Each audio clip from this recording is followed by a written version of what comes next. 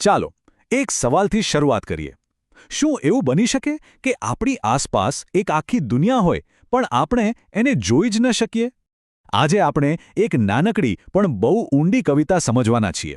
એ આપણને દૃષ્ટિ અને વાસ્તવિકતા વિશે કંઈક બહુ જ રસપ્રદ શીખવશે. તો તૈયાર છો? આ કવિતા ખાલી શબ્દો નથી, પણ એક મજાનો કોયડો છે. આપણે સાથે મળીને એના ઊંડાણમાં છુપાયેલા અર્થને બહાર લાવીશું. ચાલો હું આ કવિતા વાંચું છું. દરેક શબ્દ અને એનાથી બનતા ચિત્ર પર ધ્યાન આપજો. એક અંધારી ગુફામાં વહે છે એક અંધારી નદી, અને તેના પથ્થરિયાળા કિનારે બેઠો છે એક માણસ, સૂરજ જેટલો જૂનો કે કદાચ તેનાથી પણ જૂનો.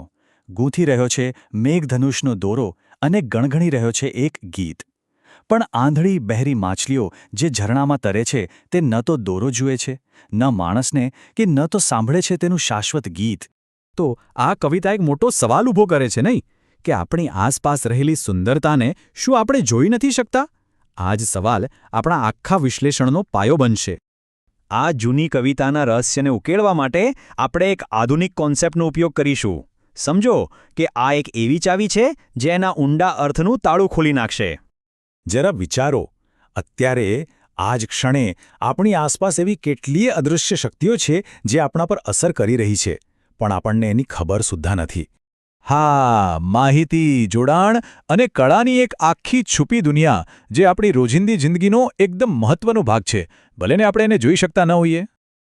આ અદૃશ્ય દુનિયાને સમજવા માટે આપણે વાઇફાઈ એનાલોજી એટલે કે એક રૂપકનો ઉપયોગ કરીશું. જુઓ, વાઇફાઈના સિગ્નલ હવામાં હોય છે, પણ એને પકડવા માટે ફોન કે લેપટોપ જેવું રિસીવર જોઈએ.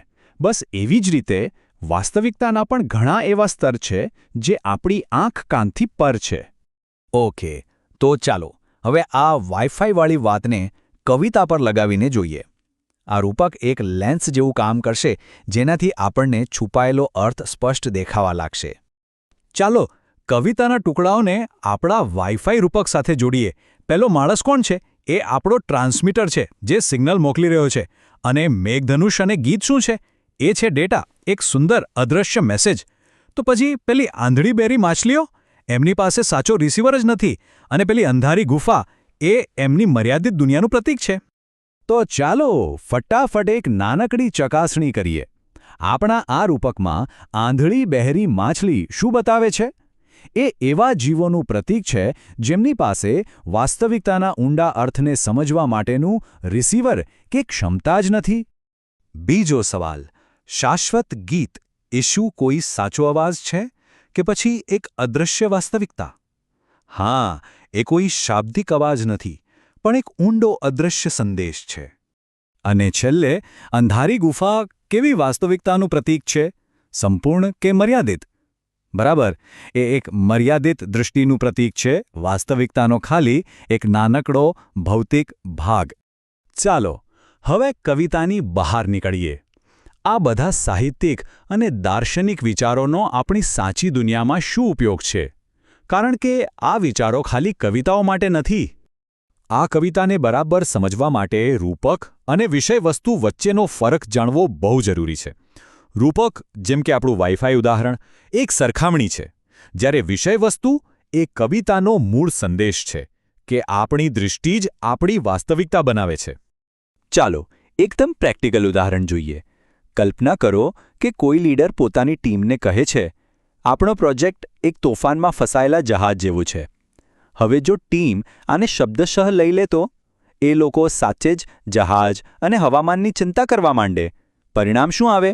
જે અસલી મેસેજ હતો કે આપણે સાવધાનીથી અને સાથે મળીને મુશ્કેલીઓનો સામનો કરવાનો છે, એ તો રહી જ ગયો અને પ્રોજેક્ટ ફેલ. જુઓ, રૂપકને ખોટી રીતે સમજવું કેટલું મોંઘું પડી શકે છે. હા, આ વિશ્લેષણનો પૂરો ફાયદો ઉઠાવવા માટે જો અલંકારિક ભાષા જેમ કે રૂપક અને ઉપમા અને કવિતાની બેઝિક રચના વિશે થોડી ખબર હોય તો વધારે મજા આવશે. તો આ આખી ચર્ચામાંથી આપણે શું શીખ્યા?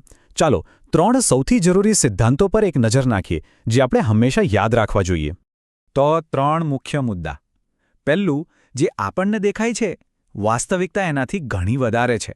બીજું, કવિતા અને સાહિત્ય આ ઊંડી વાસ્તવિકતાને બતાવવા માટે રૂપક અને પ્રતીકોનો ઉપયોગ કરે છે. અને ત્રીજું, એને સમજવા માટે આપણે આપણું મન ખુલ્લું રાખવું પડે છે, એક સારા રિસીવરની જેમ. પહેલો મુખ્ય શબ્દ છે રૂપક. આ એક સીધી સરખામણી છે. જેમ આપણે કહીએ કે ગુફા એ મર્યાદિત દ્રષ્ટિ છે, ત્યારે આપણે રૂપક વાપરી રહ્યા છીએ. બીજું છે પ્રતીકવાદ. અહીં કોઈ વસ્તુ પોતાના કરતાં કોઈક મોટા વિચારનું પ્રતીક બને છે. જેમ કવિતામાં અંધારી ગુફા એ ફક્ત એક ગુફા નથી, પણ મર્યાદિત દ્રષ્ટિનું પ્રતીક છે. અને છેલ્લે વિષયવસ્તુ. આ એટલે કોઈ પણ કૃતિનો મૂળભૂત સંદેશ. આ કવિતાની વિષયવસ્તુ એ છે કે આપણી સમજણ કે દ્રષ્ટિ આપણી વાસ્તવિકતાને કેવી રીતે મર્યાદિત કરી શકે છે.